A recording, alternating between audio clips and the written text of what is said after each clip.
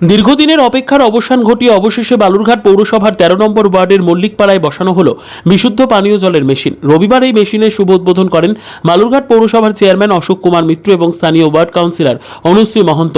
স্থানীয় বাসিন্দাদের বহুদিনের দাবি ছিল এই অঞ্চলে বিশুদ্ধ পানীয় জলের ব্যবস্থা করা হোক। এদিন ফিতে কেটেও মিষ্টিমুখ করিয়ে সেই জলের মেশিনের আনুষ্ঠানিক উদ্বোধন হয়।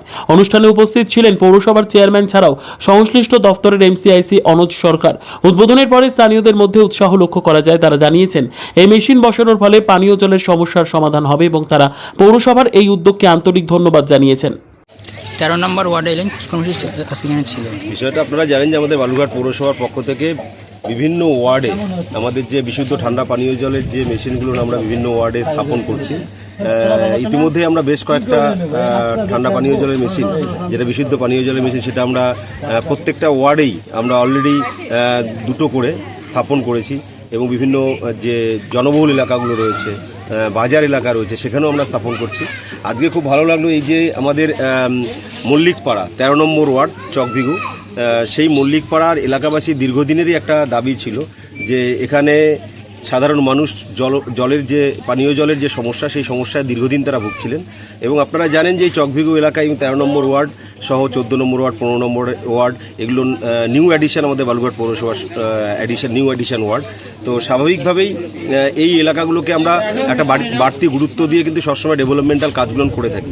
এলাকাবাসীর দীর্ঘদিনের এই যে দাবি ছিল যে তাদের সমস্যা পানীয় জলের সমস্যা, তো সেটা আমরা এখানে একটা অলরেডি এর আগে আমরা একটা টিউবওয়েল বসিয়ে দিয়েছিলাম, কিন্তু সেখানেও একটা চাপ পড়ছে, প্রেশার পড়ছে। সে তো স্বাভাবিকভাবেই এই এলাকার যিনি কাউন্সিলর রয়েছেন তার উদ্যোগে তিনি যখন এই সমস্যাটা তুলে ধরেন এবং বিগত কয়েক বছর আগে আপনারা জানেন যে এমন অবস্থা এখানকার জলের পানীয় জলের সমস্যা ছিল যে একটা সময় মানুষকে মানে পুকুরের জল খেয়েও থাকতে হতো, এরকম একটা অবস্থা।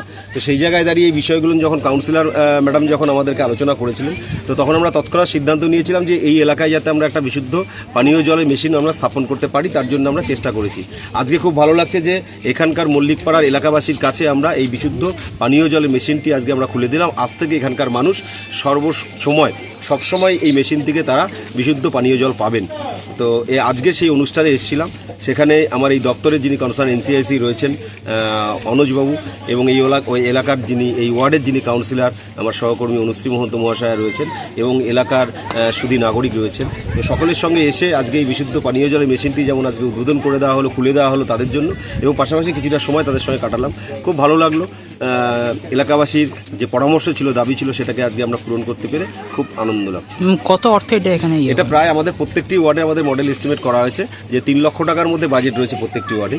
তো এই ৩ লক্ষ টাকার বাজেটের মধ্যেই এই বিশুদ্ধ যে পানীয় জলের মেশিন সেটা আজকে আমরা এখানে স্থাপন করলাম।